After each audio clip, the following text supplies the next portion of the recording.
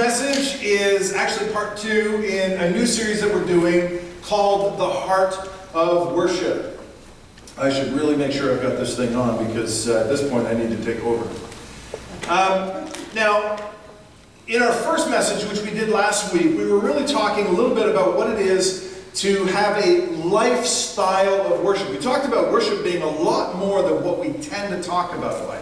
So when we talk, even in the church, when we talk about worship, often what people are referring to is music. And as we kind of unpacked a little bit last week, although worship is a great vehicle, music is a great vehicle for worship. Although music is a great way to express worship, music is not actually worship, it's music. Do you understand that? Everybody follow me? For those that weren't here, music is one of the ways, one of the vehicles that we use to express our worship. But in and of itself, music is just music. And so what we talked about is how the scriptures call us to more of a lifestyle of worship. And in that lifestyle of worship message, we talked about Romans 12:1, which says, "So brothers and sisters, since God has shown us great mercy, I beg you to offer your lives as living sacrifices to Him. Your offering must be only for God and pleasing to Him," which is your spiritual way to worship.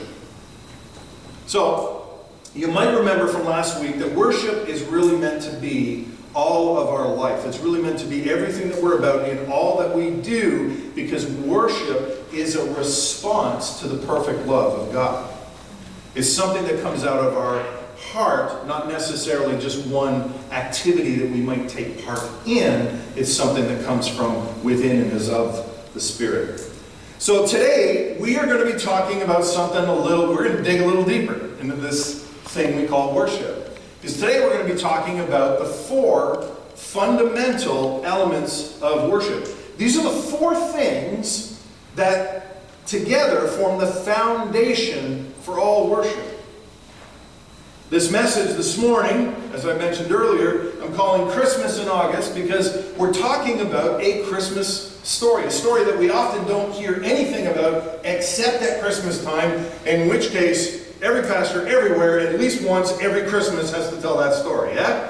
We've all been there. We've heard it hundreds and hundreds of times. And what I really like about this is that as I'm preaching this morning, you may hear things that are sounding kind of familiar to you. It's because I touched on this a little bit when I talked about the wise men back at Christmas time. So if it's sounding familiar, that's actually a good thing. It means you were paying attention, right? And now you're remembering.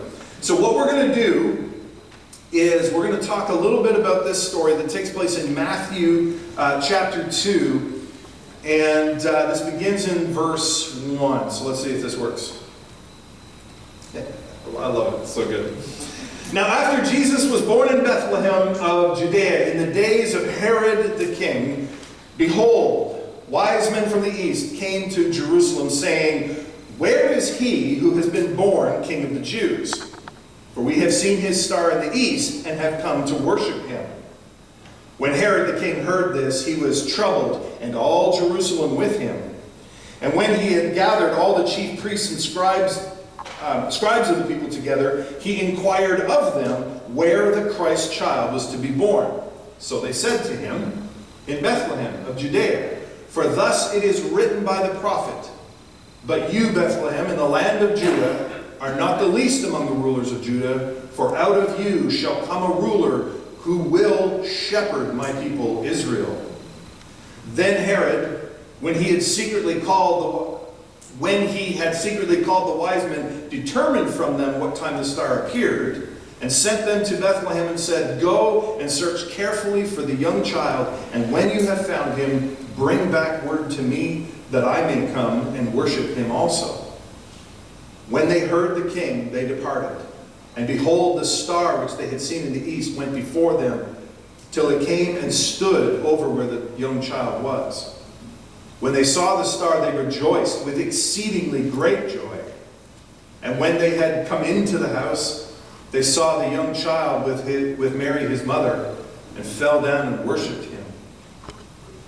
And when they had opened their treasures, they presented gifts to him, gold, frankincense, and myrrh. Then, being divinely warned in a dream that they should not return to Herod, they departed for their own country another way. Now, there are examples of all four of these fundamental elements of worship that we're going to be talking about. There's examples of them all through the Bible. But what's really great about this story is that it's the one place I know of where all four of them are present in one single story. In fact, a very small snapshot story at that. So what is it that we see about worship in the story of the wise men? Well, first thing we see is that worship begins with as we acknowledge what is true about God. Worship begins as we acknowledge what is true about God. In our story this morning, the wise men came from the east, saying, "Where is he who has been born King of the Jews? For we have seen his star in the east and have come to worship him." Now, I want you to notice, the wise men didn't actually ask if a baby had been born. Right? They didn't come inquiring as to, like, "Hey, is there like a new king in town? Did something happen? We've come to sort of check it out. We're hoping." There was none of that stuff. They came asking people, "Where is he? We're looking for the king of the Jews, the one that's just been born. Where is he right now?" They didn't wonder, they didn't question what they knew because it wasn't a guess. They understood that a king had been born, a special king, and that the child they were looking for was very special. In fact, perhaps if we unpack a little bit of what they knew and what they say in this story, it's possible they knew something of his divinity. These magi, these wise men, they were searching with certainty. They'd studied prophecies. They'd studied the stars. They had been given word. They followed a message. They knew in their minds, and they were sure in their hearts, that a king had been born. In fact, it seems that they expected all of Jerusalem to be worshiping as they had come to do, and were surprised to find that all of Jerusalem was shocked by their question. Even before they came to him, even before they saw the child, in fact, even before they got to Bethlehem, they were already in a mode of worship. When they were called before Herod, they approach him and they say, "We have come from the east to worship him." Worship begins as we acknowledge what is true about God, because our worship is a response to him. It's a response to the perfect love that resides within him. Here's some of the things that the scriptures tell us about him. In Psalm 95:4 it says, "In his hand are the depths of the earth, and the mountain peaks belong to him." Psalm 33:6, "By the word of the Lord were the heavens made, their starry host by the breath of his mouth." Isaiah 40:28 says, "Have you not known, have you not heard? The Lord is the everlasting God, the creator of the ends of the earth. He does not faint nor grow weary. His understanding is unsearchable." God is bigger than everything that we know. He's gigantic. He is everywhere all the time, perfectly loving, the perfect Father. These are just a few of the things that the scriptures tell us about God, about his character, about his nature. A few of the things that we should know are true about him. Nothing is as great or as big or as perfect or powerful as God. There's nothing more absolutely beautiful and nothing more completely terrifying than God. And as we recognize these things, when we see God for who he truly is, all of who he is, there is and should be a stirring within us, drawing us into a place of worship. That's why he gave us the scriptures. That's why we have the Bible. It's so that we could know him, so that we could learn more about his nature, learn more about his character, learn more about who he is, so that we could begin to understand what is true about him. That's why it's so important, not just to read your Bible, to actually study what it says. To dig through it and discover deeper truths, because they're there. Now, before I go any further down this particular rabbit hole, I think it's important that I actually bring up the second fundamental element of worship, because these two are so tightly and closely knit together. And the second one is this: worship continues as we acknowledge what is true about ourselves in light of what is true about God. Our story this morning says, when they came to the house, they saw the young child with Mary his mother, and they fell down and worshipped.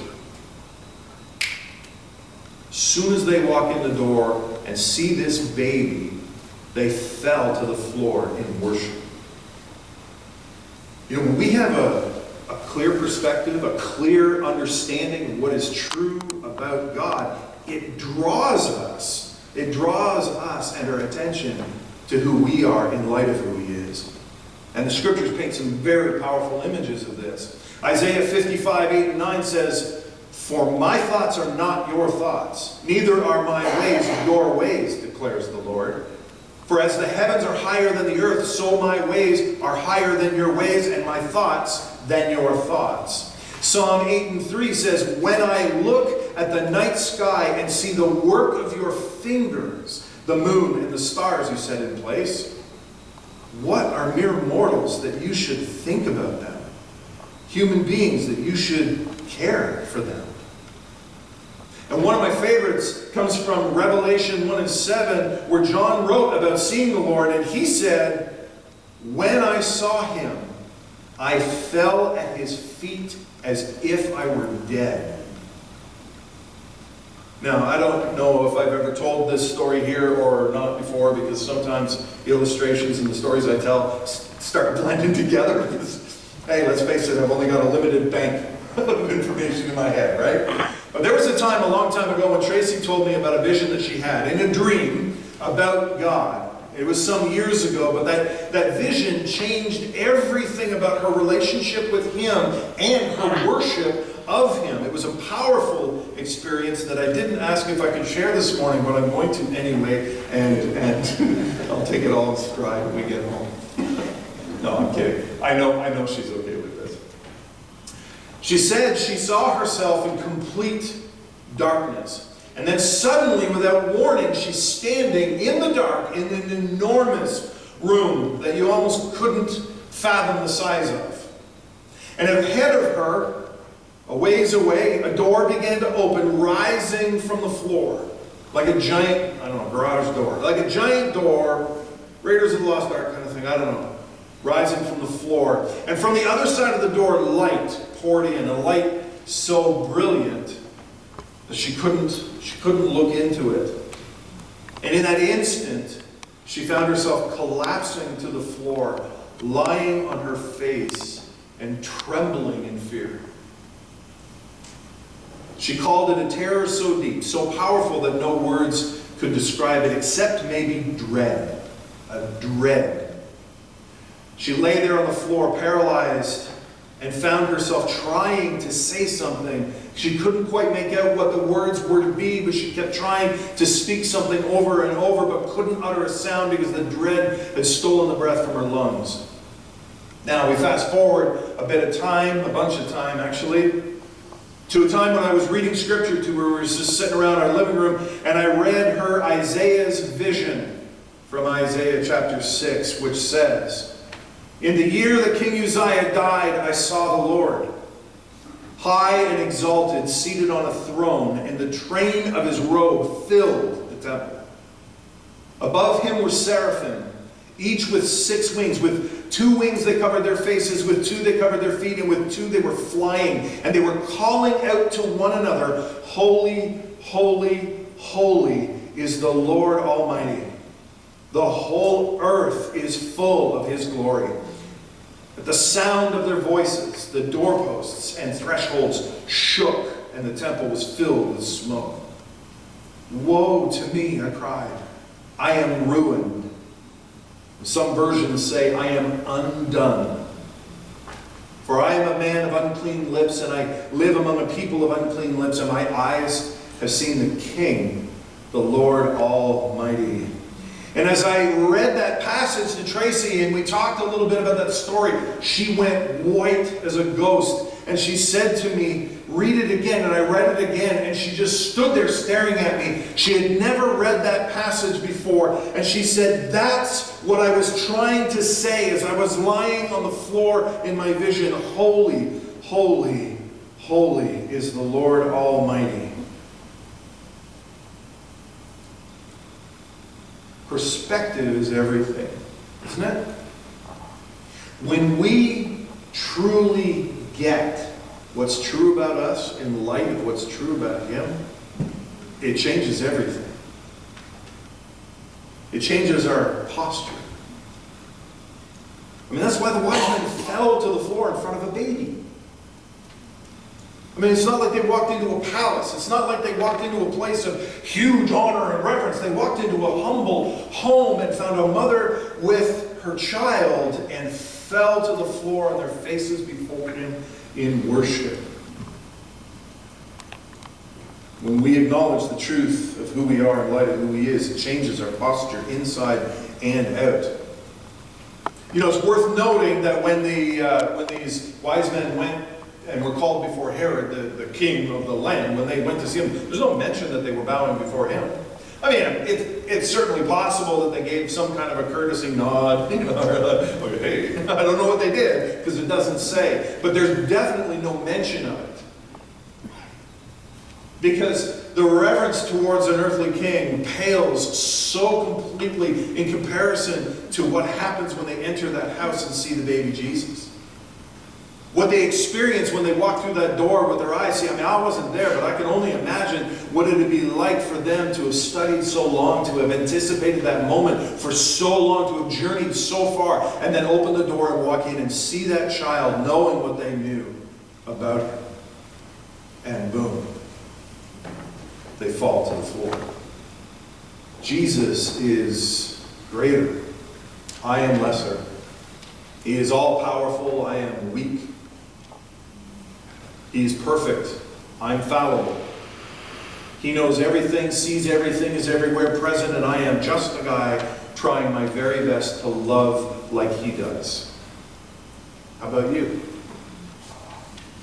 How do you acknowledge what is true about you in light of who He is? Does it change your posture? Does it change your attitude? Does it change the way you see other people, or what you believe about your purpose, or what your life mission might be? Does it change anything at all? Worship begins as we acknowledge what is true about God, and worship continues as we acknowledge what is true about ourselves in light of what is true about God. Now, thirdly, worship continues with the offering to God of something we value, which is acceptable or pleasing to Him. Now, if that sounds familiar, if everybody was here last week, this was a sneak peek. I gave it to you last week. I mentioned it just a little bit. Our passage this morning talks about, then they opened their treasure chests and gave Him gifts of gold, frankincense, and myrrh. In this context right here, you can easily see that the elements of worship really do flow together one from the other. I mean, immediately they walk in the room, they've traveled all this way because they know what's true about this. They've come from far, far, far just to see this baby, to worship Him, because they know. And as soon as they see Him, they collapse to the ground in worship of Him. And the very next thing they do is offer Him. Their response is to give Him a gift. Several, in fact. Their very next action after falling to the floor is to express what they have been experiencing by responding to what's happening on the inside of them. In a very real way, these elements of worship, they all build upon one another. The response to who God is triggers within us a consideration of who we are in light of who He is, which in turn becomes a catalyst for this desire to please Him, to offer Him something that might stoke those fires of relationship that we have with Him, something that honors Him. In the case of the wise men, they gave tangible, in fact expensive gifts, yeah? What's interesting about these gifts, and I have talked about this a little bit before, but I think it's worth thinking through again in this context, is that these gifts weren't just expensive. In fact, they were a little bit strange, taking what they were actually for in that day and age, and how they were used by that culture. You see, in that day and age, culturally speaking at least, the perfect gift that you would give a king is gold. In fact, it was kind of one of those things that you would, if they had an entourage of traveling people from another country, it would be expected that they would at least bring some gold for the king. It was a way to honor the country and incur favor while they were in those lands. It wasn't necessarily the gift that you'd bring a governor or a statesman or some other important leader or figure, but it was the perfect gift for a king. Frankincense you'll find in Exodus 30. See, frankincense is what God ordered his people to use for sacrificial fumigation. It's the only thing it was used for in that day and age. That meant that frankincense was always only ever burned in the presence of a sacrifice. It was sacrificial incense. And myrrh, as we heard from this morning, was what the Jews used in that day for embalming the dead during burial preparation. Now, gold for a king, frankincense for a sacrifice, and myrrh to embalm the dead. I mean, these are the gifts they're bringing this baby Jesus. Not a blanket, not a cookie, right? They brought these strange and clearly wonderful gifts, and it makes you wonder what else they knew concerning the baby Jesus. Yeah? See, like many people, I used to think that the gold, the frankincense, and the myrrh were given as gifts because they were ridiculously expensive, right? And that the family who did not have much would be able to live off of the proceeds of selling frankincense and myrrh and the little gold chunks that they had, whether they were coins or what, doesn't say. I used to think these way, but these gifts were actually incredibly personal to the life and the prophecies concerning Jesus. They were more than just valuable. They brought him honor. They recognized who he was. When we come to worship, what gifts do we bring? Each time I come to him in worship, I try to ask myself what I have to offer him today. I try to remind myself each week that even these Sunday services are not meant to service me. They're meant to please him. And I ask myself, what do I bring him? What do I have as a gift for him today? You know, last week we talked a little bit about what each of us believes to be most valuable to us and in what ways we might be willing to make sacrifices for Jesus. Remember that? Did anybody take up the challenge? Did anybody look for opportunities this past week to do something special for Jesus? Because that act in and of itself is very much an act of worship. If you haven't, it's okay. Keep looking for those opportunities. Remember, our faith isn't simply this thinking nice thoughts about God and acting like a nice person. Our faith journey is very much an ongoing process of transformation that comes out of a lifestyle of worship. It's not about liking or agreeing with him. It's about becoming like him. Yeah? So we've been talking about today, worship continues with the offering to God of something we value which is acceptable to him. And we should always be asking ourselves, what do I bring him today? What do I have to offer him today? This is exciting. You're all looking at me like, oh no, man. Oh no, like barely pay the bills right now. Right? But it's not like that. God has given us all kinds of things. Sometimes it's just the sheer wonder that we have in our hearts lifted up to him in a moment of absolute silence. It's a gift to him to recognize who he is, to go through this, even just to think through these different elements. What is true about you, God, and revel in that. That's a gift. To respond and somehow, Lord, I know, to speak the words, Father, I know that compared to you, I am nothing. How incredible is it that you pour out your love upon me, because I got nothing to offer you that you didn't give me first. Sometimes it's a song. Sometimes it's sitting in a field alone. I was asked to do this once because my personality is so like, let's face it, I'm a little bit like Animal on the Muppet Show, right? And so I was told to go by myself and sit quietly and silently in a field. Don't bring a journal, don't bring a Bible, don't bring anything. Just sit there and listen to God for an hour. I won't do that to you. But the truth is my going and doing that wasn't just an act of obedience to the pastor that was asking me to do it. It was an act of worship on my part for him because I wanted desperately to be closer to him. Worship. Gift. Saying thank you before we eat the things he's given us. Gift. So many things. The fourth, final, fundamental element of worship that we're going to talk about today is this. Worship concludes as we obey God's revelations to us. Our worship this morning says, or our passage this morning says, I've said that word too many times.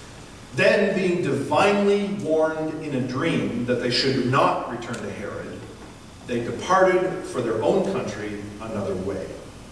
So, in this, there's actually two things I think are important for us to think through, to consider just a little bit. Because let's face it, we've heard this story an awful lot. And I think like so many things that we become comfortable with or familiar with, that we tend not to think very critically about them. We just kind of like, oh yeah, I know the story. And we don't dig in. So I think there are some things we need to dig in. The first thing that we need to think through is that apart from the dream, there was absolutely no reason whatsoever for these wise men not to go back to Herod and tell them everything that had happened. I mean, think about it.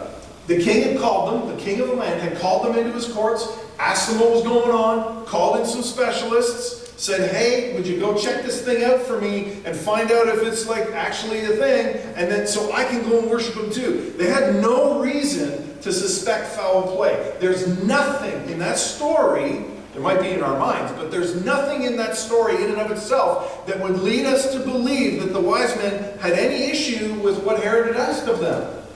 I mean, it sounded pretty good. Oh, really? This is a thing? Well, can you go check it out? And if it is a thing, come back and tell me so I can go and worship him too.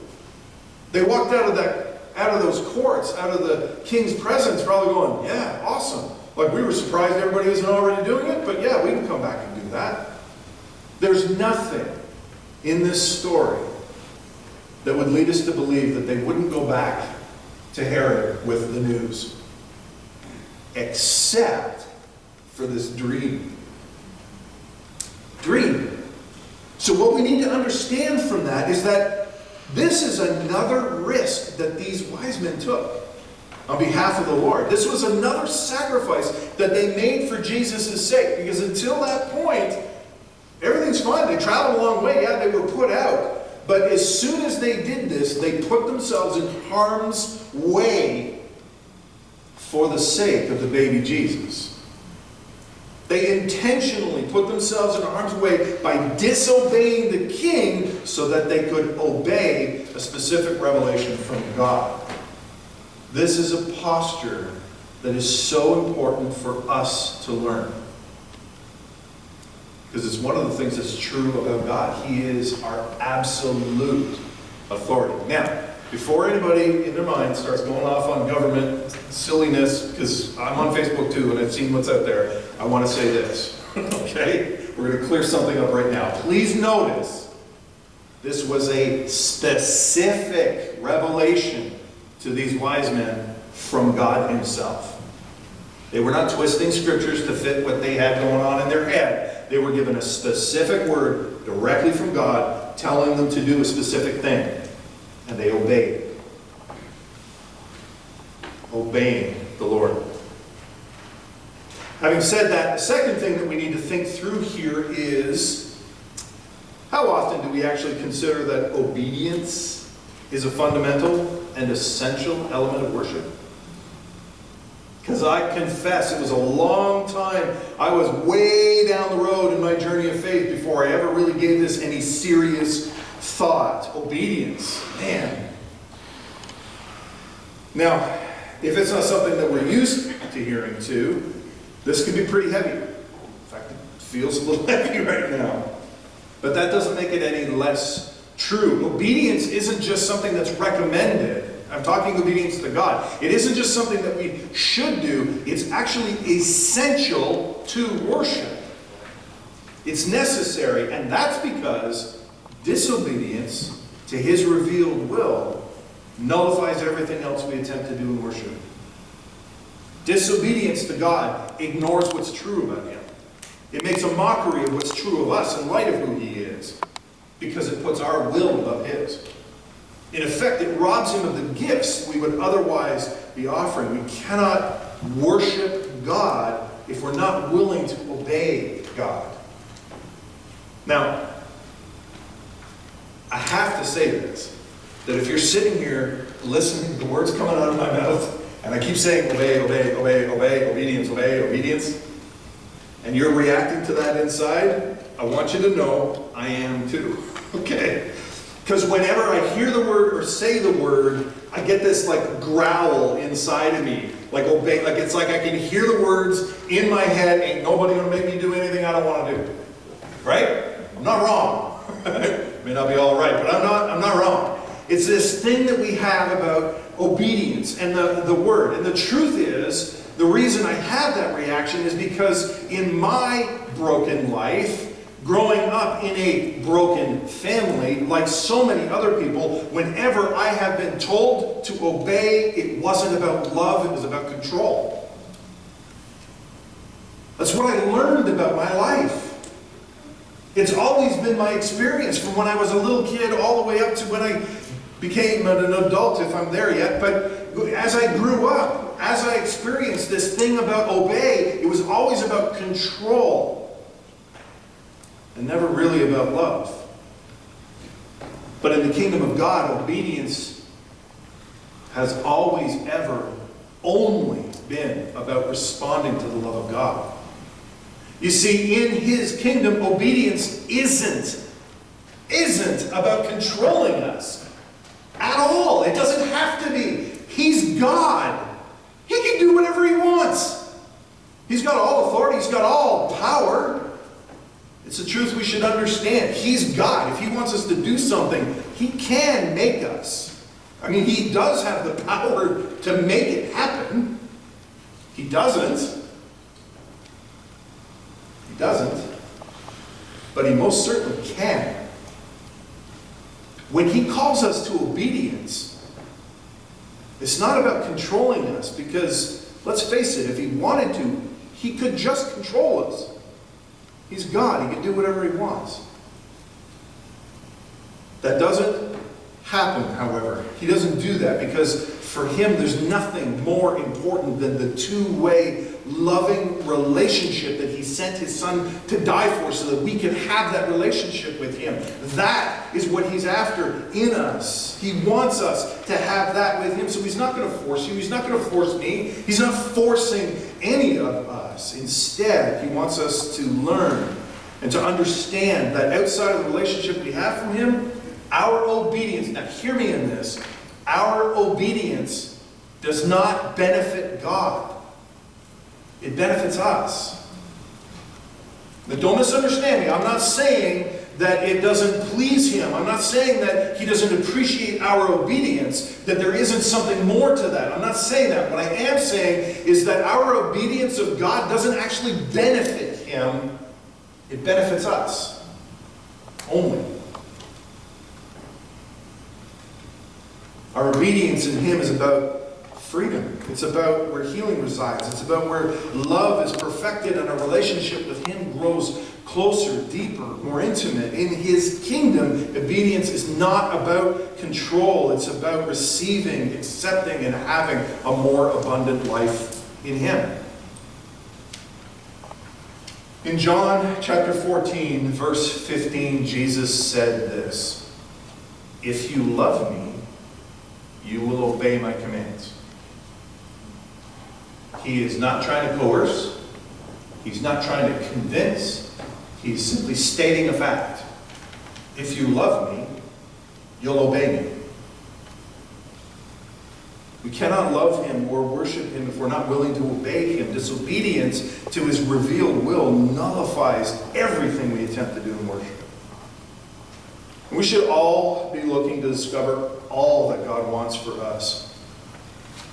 First, from his revealed word in the Bible, and then as we grow and mature in our relationship with him, perhaps it's through hearing a specific word to us, whether he speaks through a prophetic word coming from someone else, or dreams like he spoke to the wise men, or by signs and wonders, or merely even the simple affirmation of the Father as we walk closely with him.